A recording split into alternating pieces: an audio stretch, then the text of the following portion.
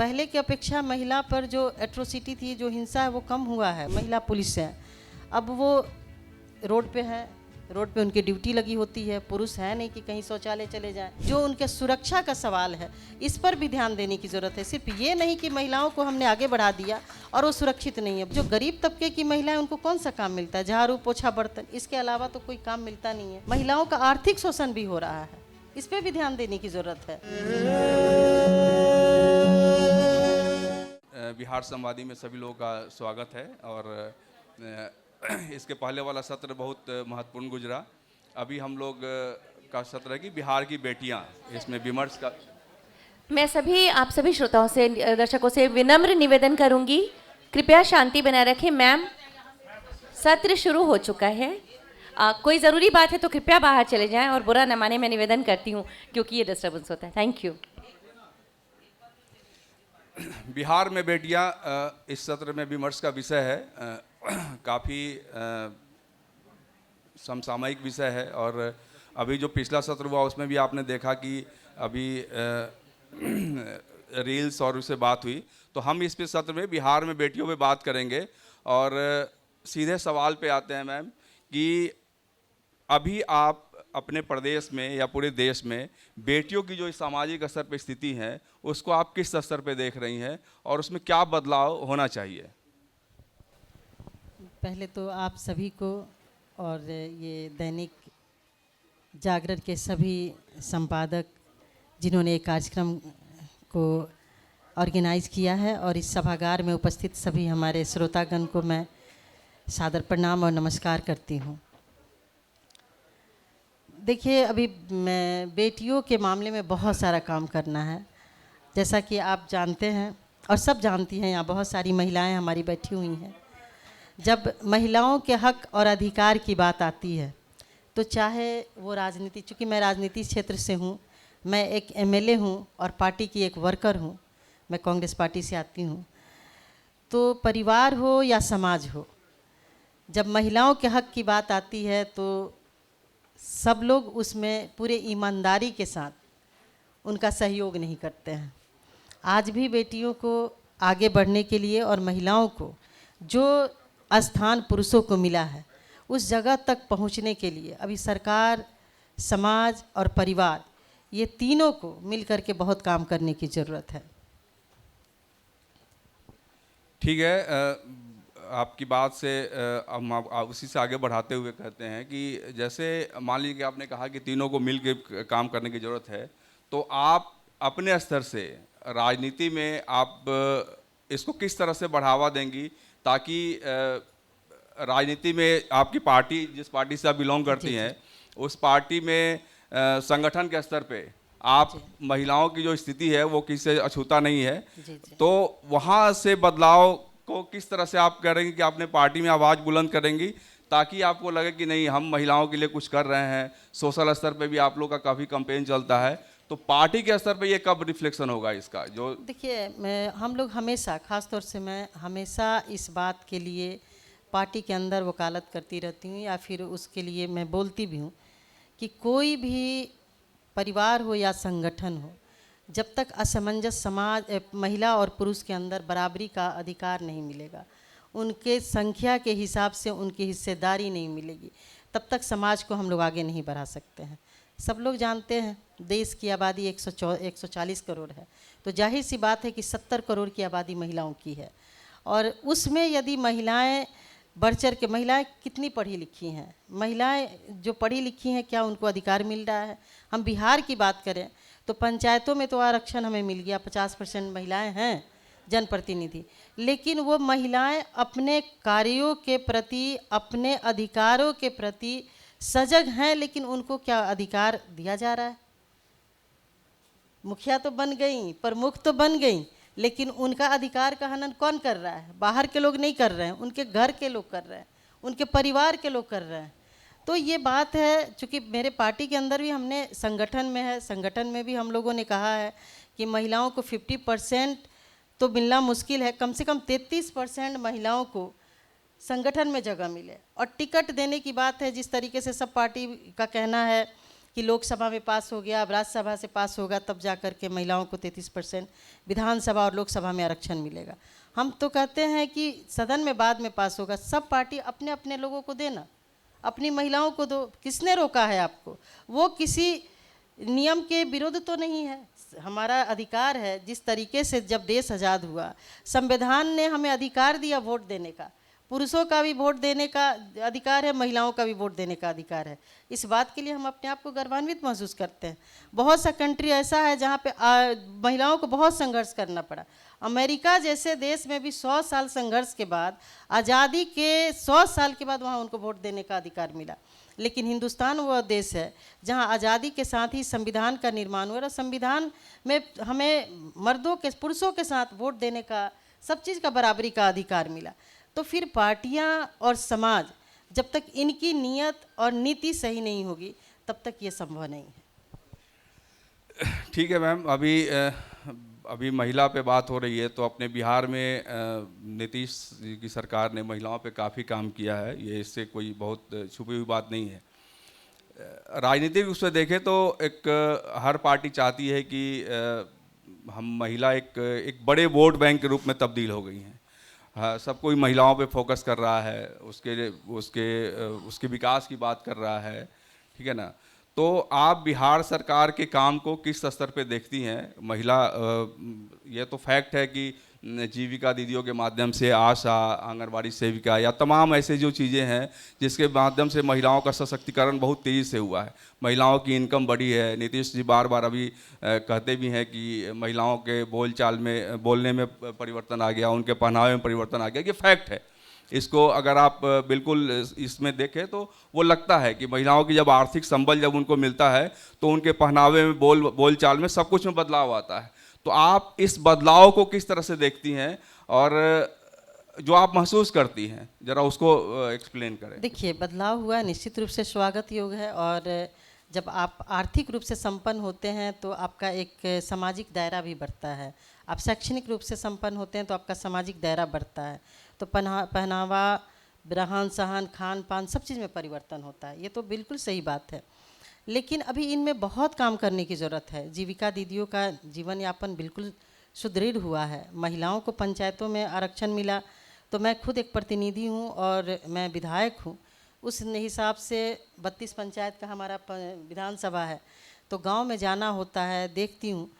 तो पहले की अपेक्षा महिला पर जो एट्रोसिटी थी, जो हिंसा है, वो कम हुआ है, महिला उत्पीड़न कम हुआ है।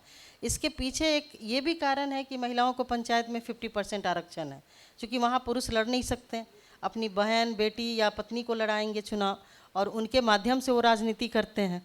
लेकिन महिलाओं को जिस तरीके से पुलिस विभाग में 35% आरक्षण मिला, नर्सेज हैं हमारी बहुत सी बहनें, टीचर्स हुई हैं, और नौकरियों में भी देख रहे हैं कि महिलाएं बहुत बढ़ चढ़ करके हिस्सा ले रही हैं और अधिकारी बन रही हैं। लेकिन उनको मूलभूत सुविधा, जो कि ग्रामीण परिवेश है, और बिहार जो हमारा राज्य है बहुत पिछड़ा हुआ राज्य है।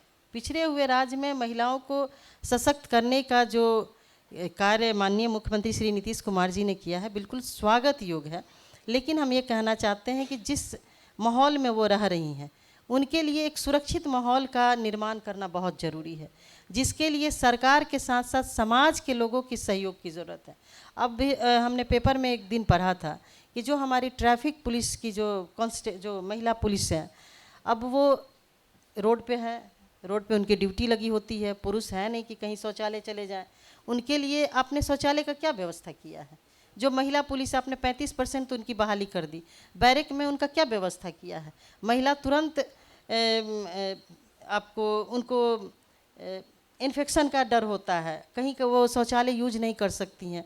बहुत सी महिलाओं को आप देख रहे होंगे कि उनको सर्वाइकल कैंसर हो रहा है, उनको दिन भर वो बेल्ट, वर्दी पहन के रहना होता है। उनके लिए आप स्वच्छ शौचालय, रहने का व्यवस्था आप करिए, उनको आगे बढ़ाइए। लेकिन उनकी मूलभूत जो सुविधाएं हैं, जो उनके सुरक्षा का सवाल है, इस पर भी ध्यान देने की ज़रूरत है। सिर्फ ये नहीं कि महिलाओं को हमने आगे बढ़ा दिया और वो सुरक्षित नहीं है। बहुत सी हमारी पुलिस कांस्टेबल जो हैं आत्महत्या कर ली। अब क्योंकि ये तो जांच का विषय है, क्योंकि आप नौकरी दे रहे हैं तो महिलाओं के साथ जाहिर सी बात है, चाहे हिंदुस्तान के किसी कोने की महिला हो, वो किचन से लेकर के सदन तक वो संभालती हैं। और पहली प्राथमिकता महिलाओं का होता है परिवार, और आप उनका पोस्टिंग कहाँ करते हैं? घर से 200 किलोमीटर दूर, 150 किलोमीटर दूर। उनका वेतन क्या है? कितना पैसा वो कमाती हैं कि उतना में वो किराए के मकान में रहेंगी? सब जगह किराए का, सरकारी आवास नहीं है, और सरकारी आवास है भी तो बहुत जो पुरुष होते हैं, जो अधिकारी होते हैं या कर्मचारी होते हैं, दबंग होते हैं, उनके कब्जे में होता है। तो अब महिलाओं को यदि मौका मिलता है तो मूलभूत सुविधाएं जो है उनको मुहैया कराने की आवश्यकता है। ठीक है मैम, ओके। एक चीज़ और था, इसी से जुड़ा हुआ सवाल है कि महिलाओं का एक तरह से हम कैटेगराइज करें तो वो 3 क्लास होता है आय वर्ग के हिसाब से देखें तो। एक तो हो गया जो एक गरीब तबका होता है, जो जाति के लिहाज से भी देखें तो जो एक तरह से जो निम्न इसमें आती हैं, और एक क्लास जो मिडिल वर्ग होता है और एक अपर क्लास होता है। तो जैसे ये सारी ये जो योजनाएं चल रही हैं, ये एक तरह से जीविका दीदी हैं, इसमें कमज़ोर वर्ग की महिलाएं, हम क्लास जाति वाली बात नहीं करें, एक आर्थिक आधार पे करें, तो वो जो निम्न आय वर्ग में है, जैसे जीविका दीदी और जीविका वगैरह तमाम चीज़ें हैं, वो वहीं से जुड़ी हुई लगती हैं। तो मिडिल ग्रेड के लिए, मिडिल क्लास के लिए कोई ऐसी योजना किसी स्तर पर दिख नहीं रही है। तो आपको क्या लग रहा है कि उनका डेवलपमेंट या उनका सशक्तिकरण या उनका विकास, या हम उनको आर्थिक संबल किस आधार पर दे सकते हैं? देखिए, जीविका में भी बहुत कम महिलाएं ही उससे लाभान्वित हो पाई हैं। बिहार में बहुत सारी संभावनाएं हैं।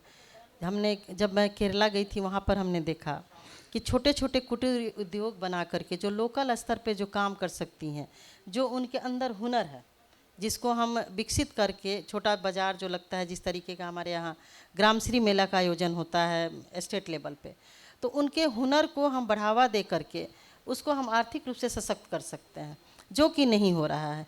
एमएसएमई में बहुत सारे फंड है, बहुत सारा योजना है और काम दिया जा सकता है, लेकिन सरकारी स्तर से प्रखंड स्तर तक मॉनिटरिंग का अभाव है, जिसके वजह से योजना तो बन रही है, लेकिन उन महिलाओं तक जो उसके लिए सक्षम है, जिनको मिलना चाहिए, जो उस लाभ के लिए सारी क्राइटेरिया फुलफिल करती हैं, वहाँ तक पहुँच नहीं पा रहा है, जिसके वजह से अभी भी योजना तो बना है, लेकिन महिला जो स्थिति उनकी पहली थी वो आज भी है।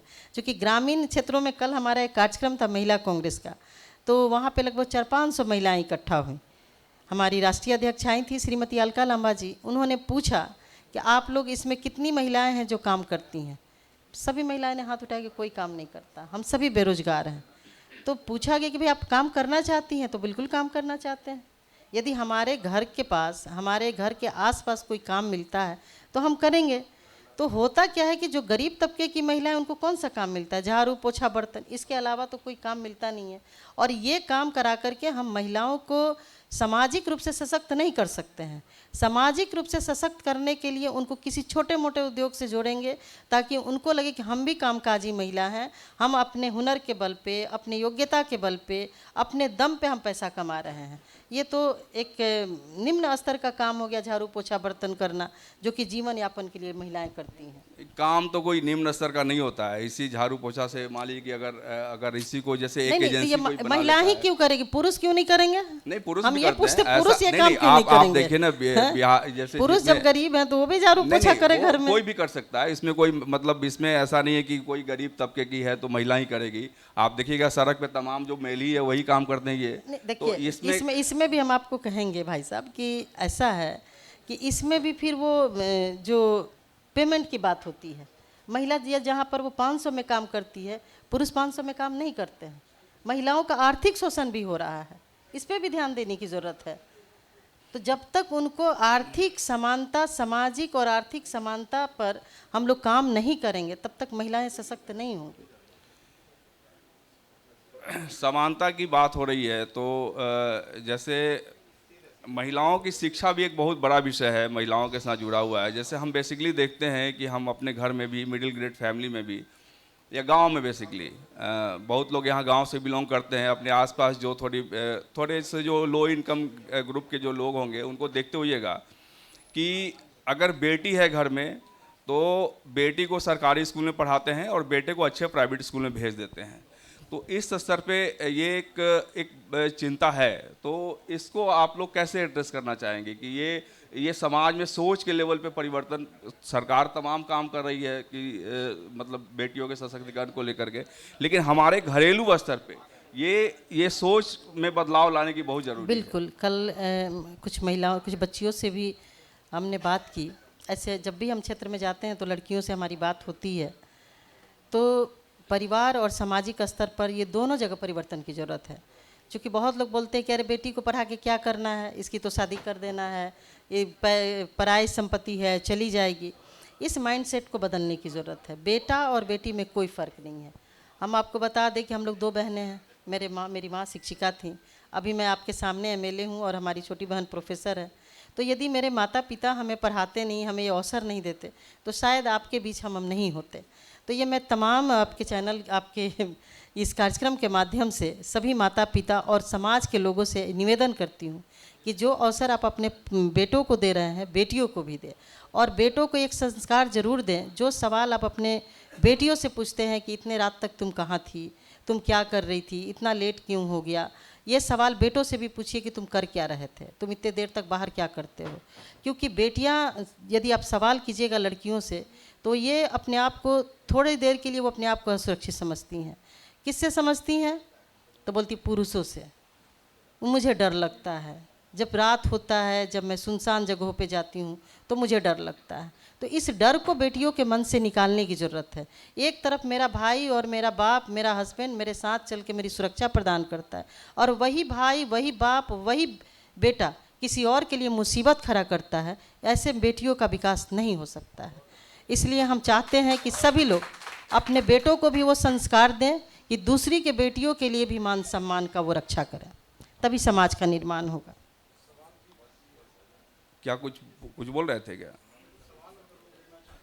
नहीं, अभी है ना समय अभी। हाँ, तो एक जैसे अभी पिछली परिचर्चा में एक बात आई थी कि जैसे कुछ चीज़ें ऐसी हैं जिस पे विमर्श से लोग डरती हैं, जैसे महिला अपराध से रिलेटेड बातें हैं, ठीक ना। उसको हम कभी सोशल विमर्श का दायरा नहीं बनाते हैं, उसको हम घरेलू विमर्श में सोच के सॉर्ट आउट कर देने की कोशिश में लगते हैं। तो इससे क्या होता है कि वो एक नासूर बनते जाता है और वो धीरे धीरे मतलब वो कैंसर का रूप ले लेता है। जैसे अभी अंजलि मैम पिछले विमर्श में बात हो रही थी, जिससे मैं चर्चा कर रही थी, आप शायद उस वक्त नहीं थी, कि उन्होंने कुछ चीज़ों का जिक्र किया था, जैसे बलात्कार, रेप वगैरह जो होते हैं, दुष्कर्म वगैरह, इस सब चीज़ों पे। तो ये हम जो अपने आसपास जो चर्चा है, चर्चा में हम इस विमर्श को कैसे शामिल करें ताकि इसका एक कोई सॉल्यूशन निकल सके। तो इसको आप कैसे देखती हैं कि जैसे अभी एक टीचर थी, उसका वीडियो बहुत वायरल हुआ था, बैड टच और गुड टच, जैसे लड़कियों को ये बताना पड़ता है जैसे हिंसा की शिकार होती हैं। तो इसको आप कैसे देखते हैं कि वुमेन अपराध के प्रति, महिलाओं के प्रति जो अपराध हो रहा है, उसके प्रति वो घर में ही खुद को कैसे सचेत करे या उनको अलर्ट करे कि अगर आपके प्रति ऐसा कुछ हो रहा है तो आप बेझिझक होकर बताइए, ताकि आपको इसके खिलाफ लड़ा जा सके, संघर्ष किया सके, या इसको एक सॉल्यूशन उसका दिया जा सके। देखिए, पहले तो उनको ये भरोसा दिलाना होगा कि जो गलती हुई है, जो आपके साथ अपराध हुआ है, उसको गलती का नाम ना दे। होता क्या है कि गलती कोई और करता है, खमियाजा किसी और को भुगतना पड़ता है। मेरे कहने का मतलब वही था। हाँ, तो होता ये समाज में, चाहे वो किसी लेवल के लोग हों, तुरंत महिलाओं पे उंगली उठाते हैं कि ये वैसी थी तभी ऐसा हुआ। तो इस चीज़ में सुधार की ज़रूरत है, तभी जा कर के हम लोग इस पे खुल के बात करेंगे। दूसरी बात है कि समाज में सांस्कृतिक वातावरण जो है बिल्कुल दूषित होते जा रहा है। हमने विधानसभा में भी क्वेश्चन किया था कि जिस तरीके से ये पैसा कमाने का जो हो रहा है, बिहार में एक होता था, बिहार का जो भोजपुरी भाषा है, और हम लोग बचपन में फिल्म देखने जाते थे, धरती मैया, भैया दूज, इस तरीके के फिल्म पूरे परिवार के साथ बैठ कर के, और भोजपुरी फिल्म देखने में बहुत अच्छा लगता था। चूँकि मेरा घर छपरा से है, छपरा के हम रहने वाले हैं, तो भोजपुरी ही बोलते हैं। तो जब भी कोई भोजपुरी फिल्म लगे तो सब पूरा परिवार उठ के जाते थे कि नहीं भोजपुरी फिल्म देखना है। अब स्थिति ये हो गई है कि भोजपुरी फिल्म हर आदमी देखता है, लेकिन अकेले अकेले। इस पे भी रोक लगाने की ज़रूरत है। जिस तरीके के दो अर्थी गाने बनाए जा रहे हैं, जिस तरीके के फुहरता संस्कृति के माध्यम से समाज में परोसा जा रहा है, इस सब पे रोक लगाने की ज़रूरत है। और महिला ही सिर्फ दोषी नहीं है, ये बताने की ज़रूरत है, उनके साथ खड़े होने की ज़रूरत है कि जो गलती हुई है सिर्फ आपके वजह से नहीं हुई है, जिसने आपके साथ गलती किया है हम उसके खिलाफ खड़े हैं। तभी जाकर के इस पे हम लोग खुल के बात करेंगे। हमारे विधानसभा में मैंने अपनी महिलाओं को, हमारे बेटियां जो भी हैं, उनके खिलाफ यदि किसी तरह का कोई अपराध होता है, कोई उनको परेशान करता है, वो हमें व्हाट्सअप करती हैं, मैसेज भेजती हैं, बोलती हैं हमारा केस दर्ज नहीं हो रहा है, आप मेरा मदद कीजिए। हम उनका मदद करते हैं, केस दर्ज करवाते हैं। जो उनके साथ ये गलत काम करता है उसको पकड़वा करके फिर उसको पहले तो हम लोग काउंसलिंग करवाते हैं। यदि काउंसलिंग से नहीं मानता है तो फिर उसको जेल भेजवाते हैं। जब तक उसको सज़ा का डर नहीं होगा तब तक वो महिलाओं के खिलाफ अपराध नहीं खत्म होने वाला है। हम हर समय औरत को ही विक्टिम मान के रखें कि आप ही दोषी हो, आपकी गलती है, तब तक ये समाज में सुधार होना संभव नहीं है। सही बात है मैडम। ये एक चीज़ और जानना चाहते हैं, जैसे अभी थोड़ा पॉलिटिकल सवाल कर लेते हैं, मतलब पॉलिटिकल नहीं है, महिला से ही जुड़ा हुआ है कि बिहार जैसे राज्य में हम एक महिला मुख्यमंत्री के रूप में राबड़ी देवी को याद करते हैं, और क्या ऐसा कारण रहा कि कोई महिला उस लेवल पे भी नहीं पहुंच पाई राजनीति में कि चलिए मुख्यमंत्री तो बनना दूर की बात है, उस लेवल पे आ जाएं कि मतलब एक चर्चित नाम हो महिला पॉलिटिशियन का, जैसे आप सुषमा स्वराज या फिर स्मृति ईरानी या फिर मायावती जी या तमाम लोगों का जो नाम हम देखते हैं, तो बिहार में क्या हुआ कि कोई उस तरह की महिला नेत्री नहीं उभर पाई पॉलिटिक्स के क्षेत्र में?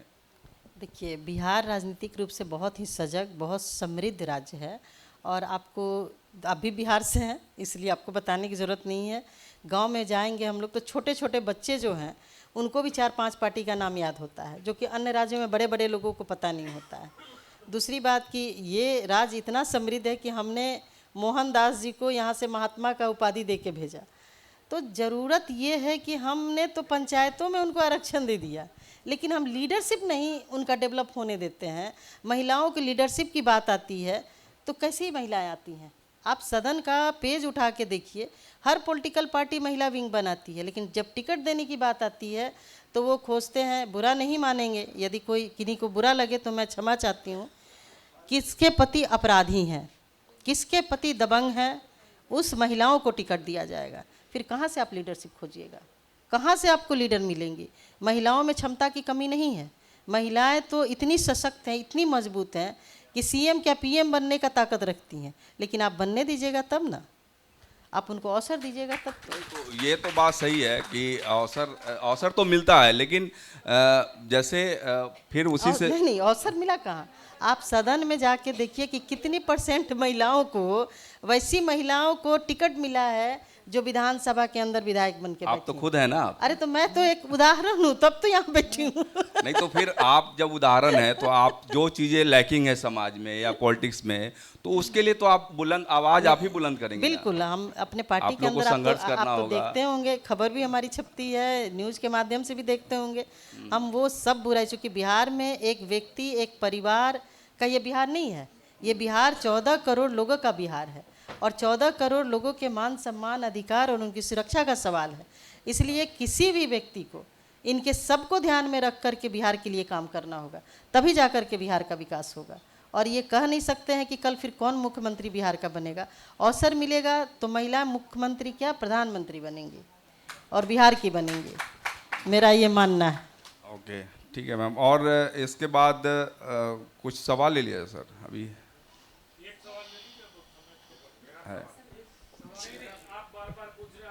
ज़्यादा भारी सवाल मत पूछिएगा भाई।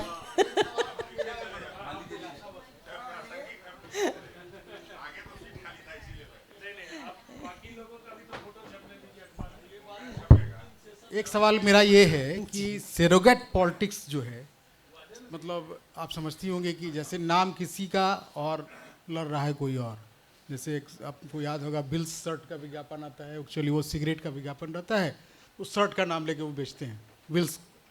तो बिहार में तारकेश्वरी सिन्हा भी हुई हैं, बहुत बड़ा नाम था पॉलिटिक्स में।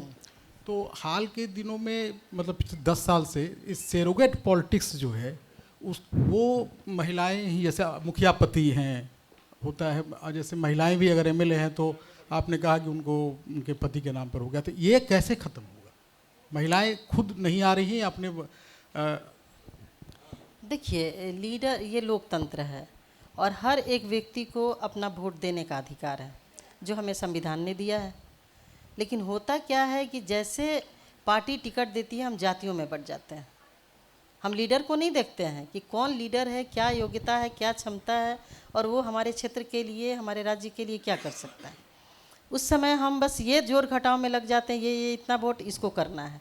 इस चीज़ से हमको ऊपर उठने की ज़रूरत है, तभी जा कर के जो आपने कहा उस पर हम लोग रोक लगा सकते हैं, अदरवाइज असंभव है।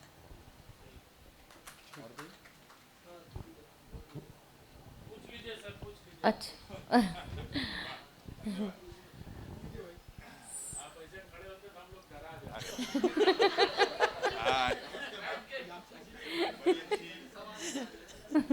बड़ा अच्छा लगा आपको सुन के। धन्यवाद। मेरा प्रश्न था कि हम गणतंत्र हैं, हम बिल्कुल, क्या आपको लगता है कि हम सचमुच में गणतंत्र हैं? नहीं, गणतंत्र तो हैं, लेकिन हर जगह कहीं ना कहीं कुछ कमी, कुछ पारिवारिक पॉलिटिक्स के बारे में बात कर रहे हैं। पारिवारिक पॉलिटिक्स पे तो बहुत बात हो गई, इस पे बहुत बात हो गई इस पे। जी, में अभी भी हम एक पर्टिकुलर परिवार को रिपोर्ट दें, तो क्या ये गणतंत्र है या राजतंत्र? तो वही अभी हमने पहले ही तो यही कहा कि लोकतंत्र है। अब पहले वाली बात नहीं है कि आपको कोई दबाव डाल करके आपसे वोट डलवाएगा। आपका गुप्त मतदान होता है। आप अपना जनता के बीच में एक विचार विमर्श करिए, एक माइंडसेट तैयार करिए कि नहीं ये हमारा प्रत्याशी है। आप अपना प्रत्याशी भी खड़ा कर सकते हैं, आप उनको जिताइए। इस चीज़ को जो आप कह रहे हैं कि गणतंत्र को स्थापित करना है, गणतंत्र तो आपके हाथ में है, बहुत आप सुंदर, उसके हैं और बहुत आपको सही उसका कहा पालन मैम। करना है। जी, बहुत बहुत सुंदर बहुत जवाब। धन्यवाद। धन्यवाद।